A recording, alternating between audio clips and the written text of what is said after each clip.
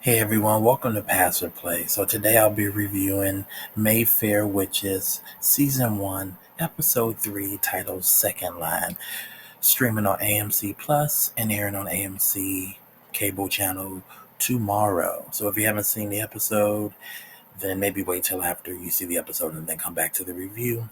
So we open back in Donalith, Scotland in 1681 with Suzanne trying to save the life of Alfoy, who had her belly cut out or cut open with her intestines visible, kind of hanging out from a boar attack, which I thought a boar was like a like another form of a pig. So I don't know exactly how the boar did that, but okay. And basically, Aof, it's basically telling Suzanne, like, I'm not going to make it, I'm going to be buried with my mother in the earth. And, basically, you're ready to be a midwife now. And, in this role, or in the role of being a midwife, it's not just about cures and bringing life in the world, it's also about death. And they don't necessarily show Aof dying. They kind of just show Suzanne, trying to mix some different plants and whatnot, trying to, create something probably to cover up the wound. She's probably going to have to like sew her belly or whatever closed, but they don't really show what happens. So I'm just kind of assuming that Aof kind of dies. And then we go back to present time, back in the elevator with Rowan and Deidre, who's now dead. And Rowan's in a state of shock after the death of Deidre, as well as the guests and staff of the hotel, with the whole scene in the elevator. And, kind of side note, the doll did look very much like the actress playing Deidre, but you could tell it was a doll. Anyway, Carletta tries to get Rowan to go with her back to the Mayfair house. Um, and, she lets Rowan know that she's her aunt and that Deidre was her mom. And Rowan, who's talking to Carletta, sees Cyprian outside getting out of his car. And she just kind of like, no. And she just basically runs away from Carletta and runs towards Cyprian. Now then, Cyprian takes Rowan back to this metal sewer dungeon door where you can come in and never leave, which is basically the way it looked like, but it's actually a safe house, which he apparently lives there too. But either way, he lets Rowan know that he had been watching her to protect her as part of his role in the Talamascus, which is a group that has been around since the Middle Ages, and they exist to document and investigate the unexplained slash supernatural. They offer protection to those who need help. And then Cyprian does explain a little bit about Lasher, the Mayfair house, Rowan's mother, Deidre, and the Mayfair kind of family a little bit. He gives her like a little bit of information, but not like full blown in-depth information.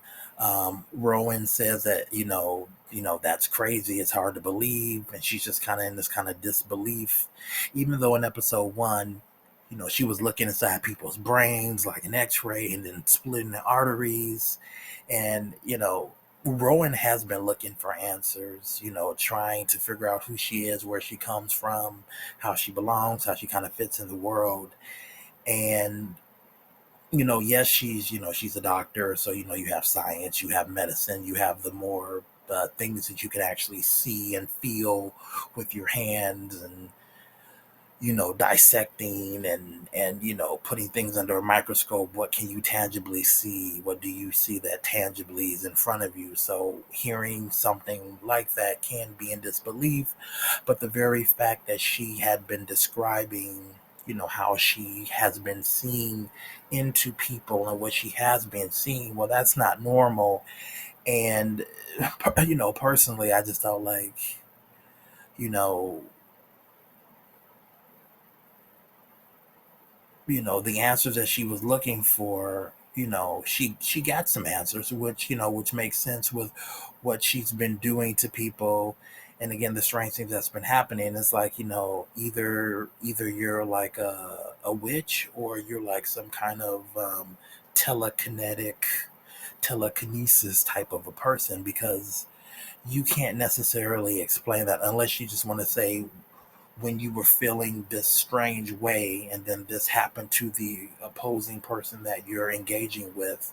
These are just like, kind of just like random things that just happen. Like, these are these are unexplained mysteries, unexplained happenings in these specific scenarios, but you're the common denominator. You know what I'm saying? You're the common factor. So I felt like, she had been looking, and she had even explained it to, her mom Ellie, who passed away. And, her mom Ellie's like, I don't want to believe you mean the sci-fi explanation, but like when you look back at it, it's like, well, what he's telling you fits at least to a sense into what she feels has been going on. And the unexplainableness of, like the birds dropping, down on the car, and different things like that. Every time she gets kind of like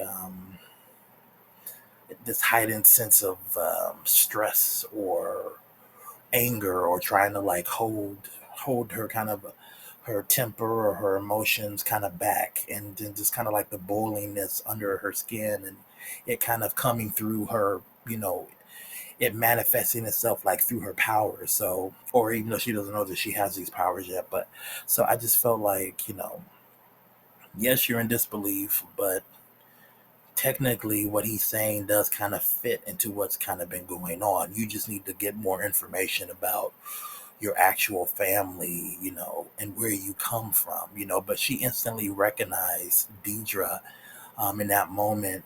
And it is unfortunate that, how Rowan was taken away from Deidre, and kind of how this has all transpired. And then they get like that bit of a second moment of meeting each other, and then, Deidre's neck just kind of like comes open. This show is kind of, it has a horror aspect to it.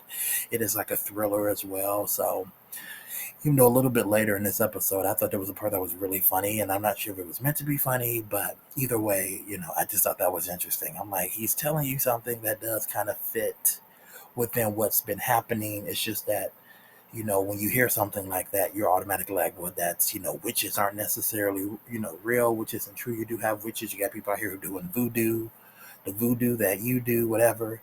So, I mean, people like that do exist. Now, whether or not you believe in it, or believe them, or believe you are that, that's just, it's just a point of view. Um, so either way, after she kind of gets this information from Cyprian, we end up going back to the Mayfair house with Carlotta, with her aunt Carlotta, who feels like she's failed Deidre, while her sister Millie can like consoles her in their bedroom with two beds, kind of like Hilda and Zelda. Shout out to Sabrina, the Teenage Witch, or the Chilling Adventures of Sabrina.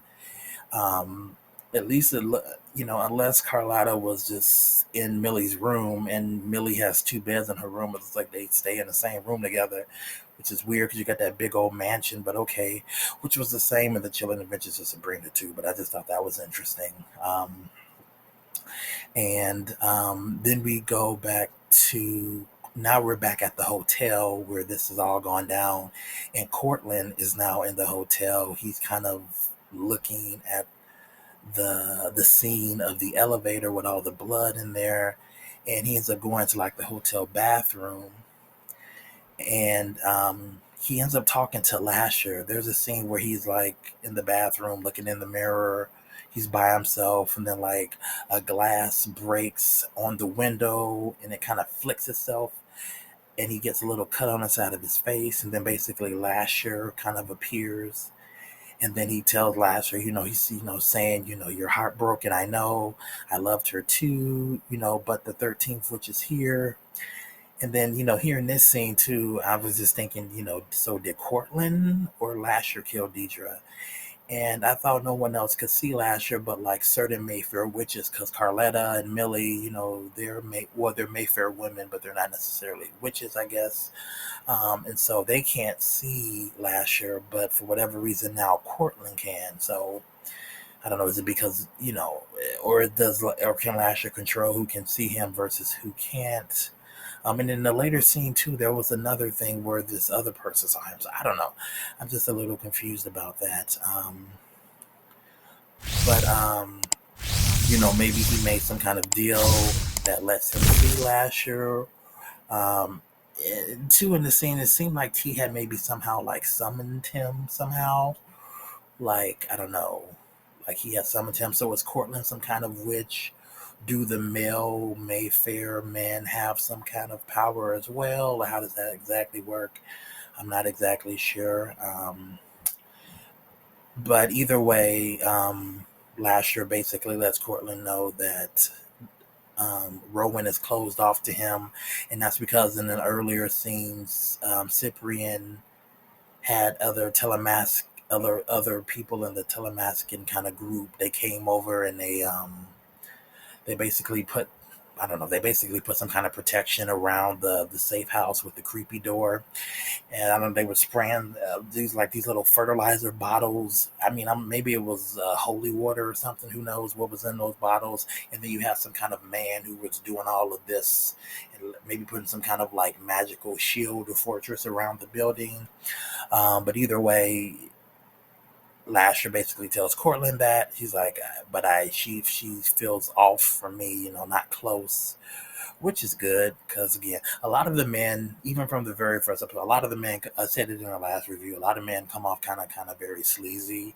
The only one who seems to be somewhat decent, at least as of right now, is Cyprian.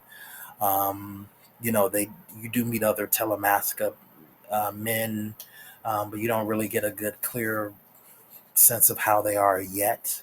But Cyprian so far seems to be the most decent man in the show. And then you did have the guy who worked at the bar where Rowan, frequents. But the bartender guy, so he might be, or he at least I guess he wants to be more than just a one night stand. But I guess he seems somewhat decent of a guy, give or take. Um, but then after that, so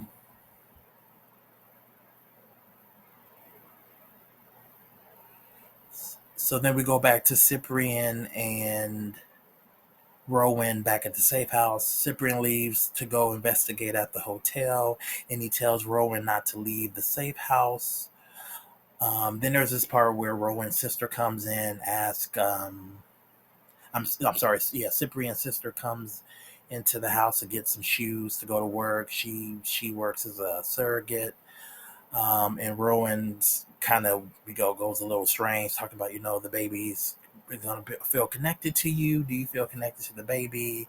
And Cyprian's sister's like, no, not really. But then anyway, Lasher ends up starting a fire that makes the fire alarm goes off, and all the residents in the building have to evacuate the building, including Rowan in the safe house. And then once this happens, Cyprian's sister, says I got to go to work, and Rowan basically decides to go to the Mayfair house to see her aunts. And as she's walking, she comes across a man's funeral celebration, and this is in New Orleans. So when people die, they like celebrate. They actually have like kind of a party. I think it's actually called the Second Line or whatever, which is where that title is kind of coming from, to a sense, I believe. So she basically comes across this funeral, but celebrating, the man's life, and this kind of like march down the street to the oh my god, to the cemetery. I'm sorry. And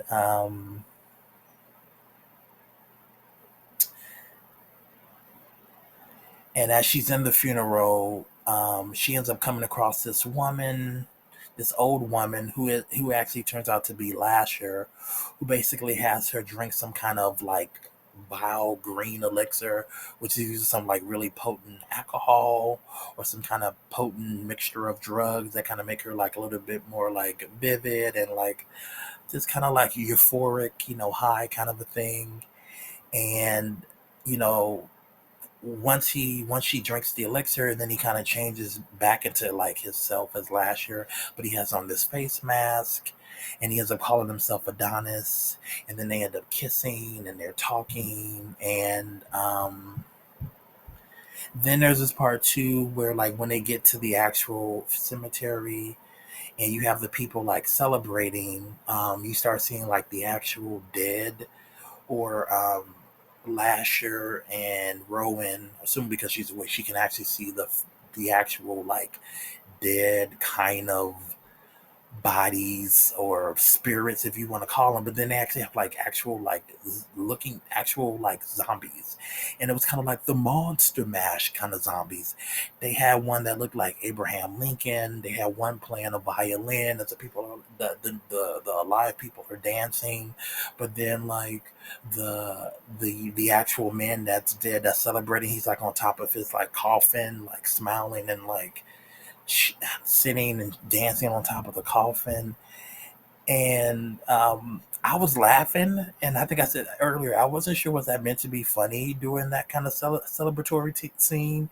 And it's a celebratory scene. It's not like a horrific like driven scene where it's like the zombie, because they were supposed to be spirits, but they weren't like translucent. They were like physical, just like Walking Dead kind of zombies. Um, and it's AMC, and I'm like, did this come? Right? Did they come the set of one of the new seasons of one of the new Walking Dead shows, or one of its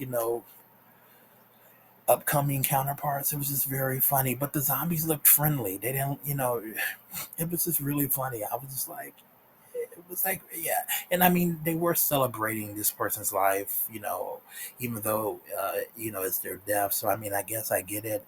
It's just that was kind of weird, that particular part with the zombies. I'm like, if they had them just as like kind of translucent spirits, or that would have been, that just kind of took me out of it. It was really like a Monster Mash kind of a thing, and I just thought it was really funny. And then we go back to Cyprian, who goes to the hotel, and then he ends up going to to where Deidre's body is, to look at her actual body. But it was just really funny too how Cyprian, he's just walking into these places. He claimed to be the hotel insurance auditor to look at the structural damage of the elevator and the building. He pretended to be a medical student when he was doing his kind of forensics photography of Deidre's body on his phone. You know, Nobody asks for proof. They just be like, oh, okay, right. Let me just walk in the bank and say I just own, right. Walk in the bank, I'm this person, right? But I just thought that was really funny. But after we go from the funeral, then we go to Cyprian kind of going to the hotel and to look at Deidre's body. Then we go back to the Mayfair house, and basically Carlotta, she drugs Delphine, the family, the family yeah, like the family, I mean, she would be the family like au pair, who basically took care and helped raise Deidre, since Deidre was a young girl, or a teenager, give or take. And so Carlotta basically drugs Delphine, gives her Deidre's key necklace, the the that bonded Deidre to Lasher, and she gives it to Deidre like, she would have wanted you to have this. I mean, sorry, she doesn't give it to Deidre. Carlotta gives it to Delphine, and it's like, yeah, Deidre would have wanted you to have this. She loved you so as when she was younger, and you reading stories to her, and blah blah blah blah blah. Basically, to try to bind Lasher to somebody else, so he won't get bonded to Rowan, assumingly. And basically, Carlotta ends up giving her the necklace. Pretends that she needs something in the basement, and she ends up locking Delphine in the basement, and says, may God forgive you. And I'm like, no, Carlotta, this is you. This is not God, like WWJD. And then Lasher, Um, and then we go back to Rowan, who's still kind of at the funeral, and Lasher ends up turning into Deidre and tells Warren, that Rowan needs all of the Mayfair women. She needs to come back, come back home. She's in the right place. She needs, the history of all the Mayfair, women before her, and basically that she needs him. And when, Lasher, who's disguised as Deidre, Rowan, then she ends up realizing that's Lasher, and it's not her mom, Deidre. And then basically she ends up waking up kind of from this dream state. She's leaned up against a bar or restaurant wall, kind of on like the main like New Orleans street. And she ends up, instead of continuing to go to the Mayfair house, she walks back to the safe house, which I think was smart. Stick with Cyprian for right now. Um, and when she walks back, Cyprian is just getting back to the safe house, and basically when they get back in, into his apartment or whatever, Cyprian lets Rowan know that the elevator was wiped of its memories, so he couldn't, touch it and pick up on what actually happened to Deidre or who actually killed her. Um, and that he said, that's never been done before, but somebody deliberately did that. He said that he did see that a man had entered the elevator with Deidre, and he had sent a drawing to the people at the Telemasca, and they're going to try to figure out who that is. And then I think he was able to get the memory from, I don't know, was he able to get it? I think he was either able to get it from some part of the elevator,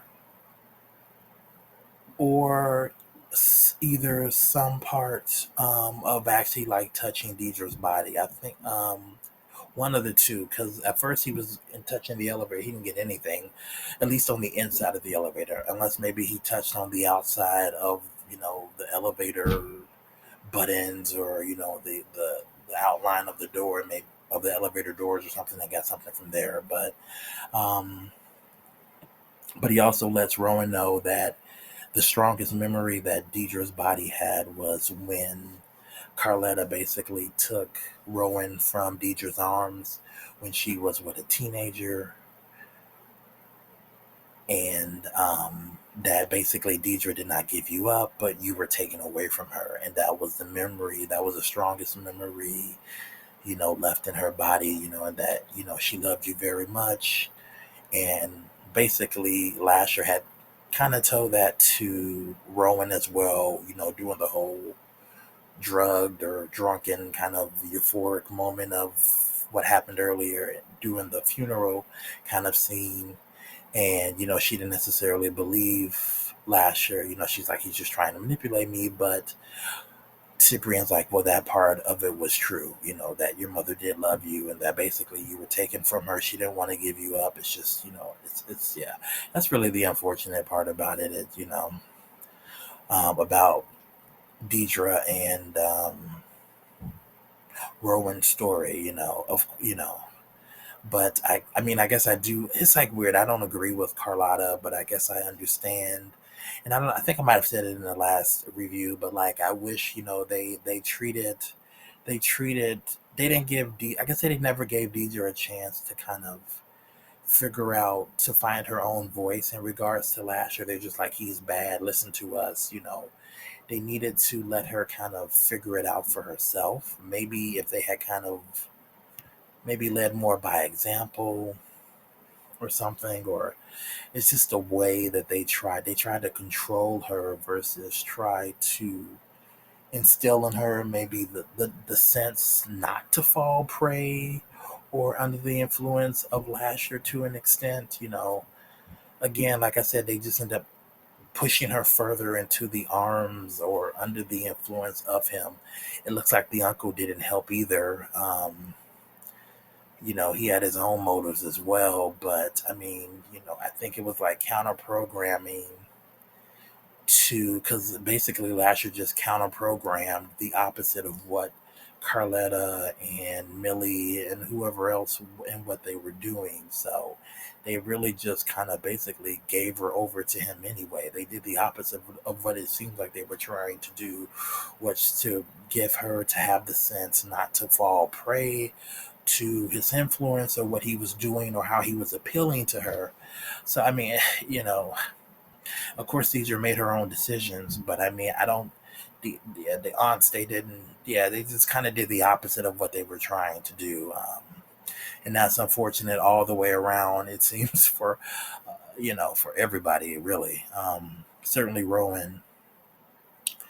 Um, but yeah, after Cyprian tells Rowan that part, Um, he basically he takes off his hand condoms. I'm sorry, I mean his gloves to help Rowan to figure out how to use her powers against Lasher influence and Lasher's kind of control over her, because she said she felt like she didn't really have any control to what he was saying or doing, during that whole funeral celebration scene, and that Cyprian's like, I can go into your memories and slow it down and help you figure out how to use your powers to basically counteract what he's doing, or go back and help you try to figure out how to control your powers and not just let them take over by instinct or emotion or whatever. So, Cyprian and Rowan, they both kind of seem to go to this kind of like, I don't know, heightened euphoric journey when they touch hands.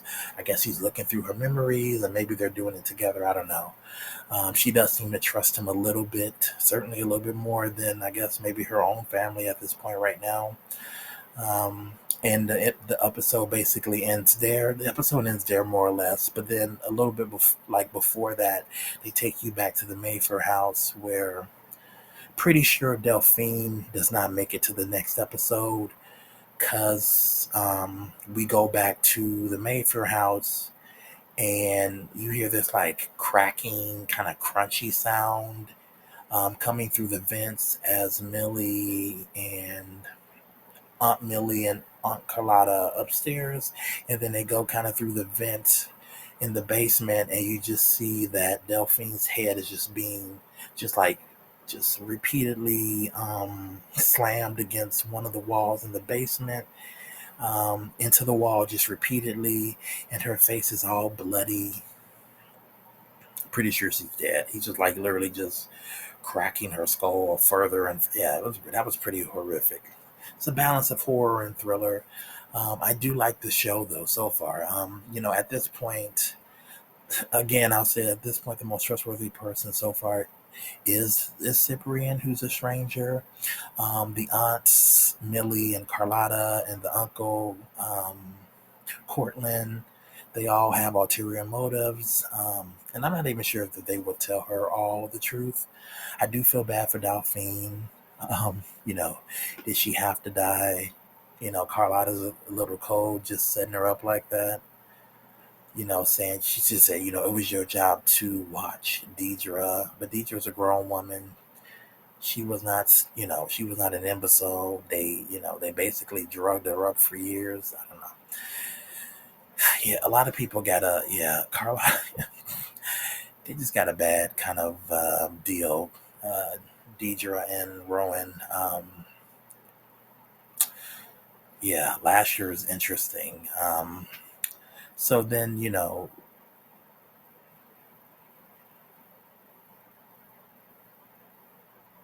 and then a big question I have too is, why can Uncle Cortland see Lasher? Are they bound somehow? Can one of them control the other? You have this question of like, who killed Deidre? Cyprian did get a drawing of some man who entered the elevator with Deidre. Assuming if that was the killer, Lasher can take many forms.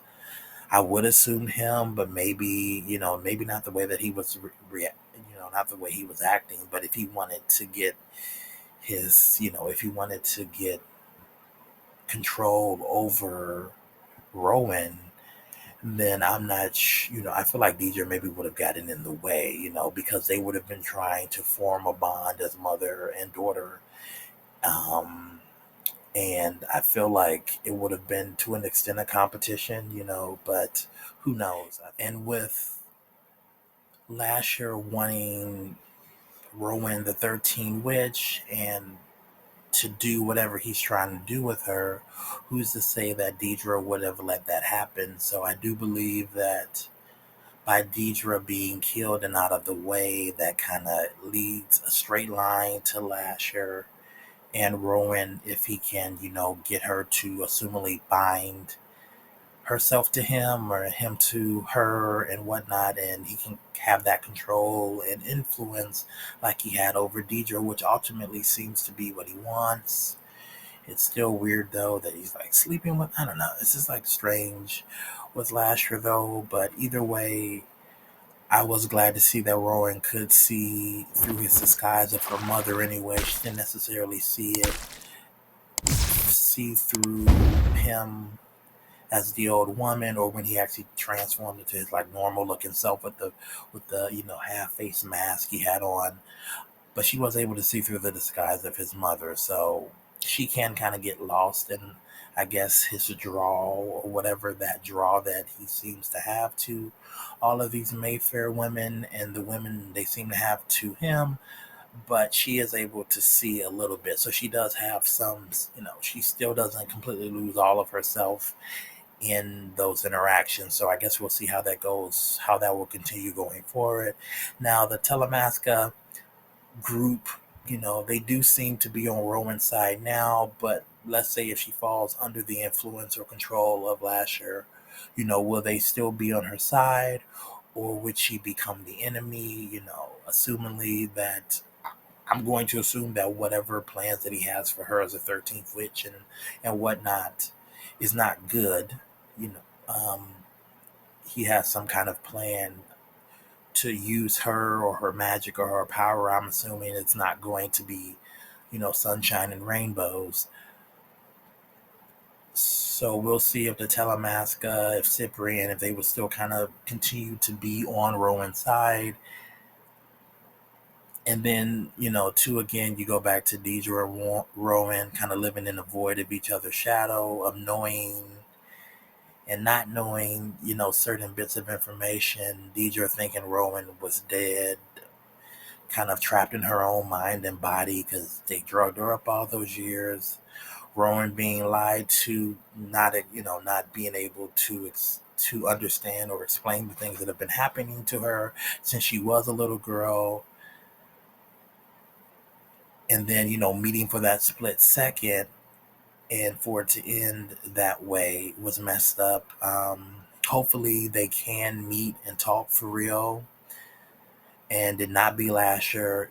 They did talk about, as a witch, maybe she can go to the ancestral plane, or I don't know, go to some state where she can talk to the dead, maybe talk to her mother Deidre or something that may give them some kind of closure, or at least, or something like that. That would kind of, I think that would be pretty cool. Or maybe Cyprian can, I don't know, give or show Rowan memories of her mom or something like that.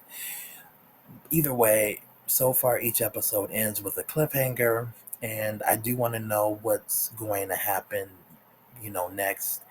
And it does make me want to see the next episode. So far, I've been liking the episodes, and I did mention that I really like shows like Charmed. I did want to mention that I remember Alyssa Milano saying that though Charmed was, marketed as like a female-driven show, a lot of the people behind the scenes were men, and they have them wearing kind of like, in some instances, skimpy outfits, the spaghetti type kind of tops, and cleavage and different things out and things like that. And I always like shows like that because of the magic. And I guess now looking back at it as an adult, I did realize those things too. And even as the actresses in the show, they realized that though, it was about three women, three sisters and whatnot, that I guess it's still Hollywood, and it's unfortunate because I really looked at it like this is cool. They got these magical powers and premonition and freezing people.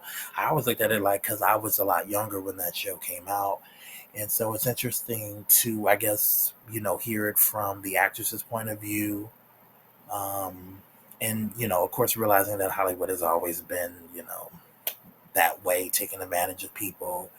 Um, you know, needing to speak up for yourself and whatnot. But either way, I still so far like Mayfair Witches, but I did want to follow up on that Charmed comment because I totally forgot to say that in the last review. But either way, I still like shows like this. I still want to see like more. Like I just want to see I just want to see more magic. Like I just want to see powers and things like that. It seems like this show is really building the story. It's like a slow burn, but again, they are giving you those kind of cliffhangers each episode to make you see like, well, what's going to happen next? What is Rowan going to learn? Is Rowan going to really be able to control her powers? Like, what really are her powers? So far, we've only really seen one specific thing that she can do. So we'll be interested to see as she comes more into herself, get more information. Who can she trust? Can she trust her aunts? This is a grown woman too. It's not like Rowan is a teenager or an 8 and 10-year-old girl like Deidre was when Lasher was first, coming to her. Rowan, though she doesn't know a lot about her past and where she's from, she's still a grown woman. So hopefully she will not be as easily manipulated or, I don't know, groomed or predatored by Lasher because she's a lot older and she's smart. She's not stupid. She's a doctor. So she's intelligent. So we'll see where that goes. I mean, other than the supernatural or whatever appeal he has based on her being a Mayfair and her being a witch and her having powers, whatever that appeal is, she's still an adult. She's not like 8 years old or 5 years old or whatever when Lasher was first appearing and appealing to Deidre for all those years. He's meeting her now, as an adult. So with her recognizing that he's manipulative already, that does give some apprehension. So he's gonna have to try to, assumably get around those he's gonna have to try to build some trust with Rowan, and we'll see if he can. Again, I haven't read the books, so I don't know. I must admit, I do. It's kind of good not reading books in some instances because I'm just on the ride of the show. Each episode is pushing the story forward. It's moving, I think, at a good pace. I mean, screenplay adaptations, they're always going to make some changes. So I don't know again how closely it's following the books and different things, how the different characters are portrayed. Did they add some new characters to the show that aren't even in the book or whatever for character and story development and plot and whatnot? So there may be some of that going on too, but so far I like what's being done. I do want to know more about the Telemasca. um, I do want to know more about the Mayfair witches.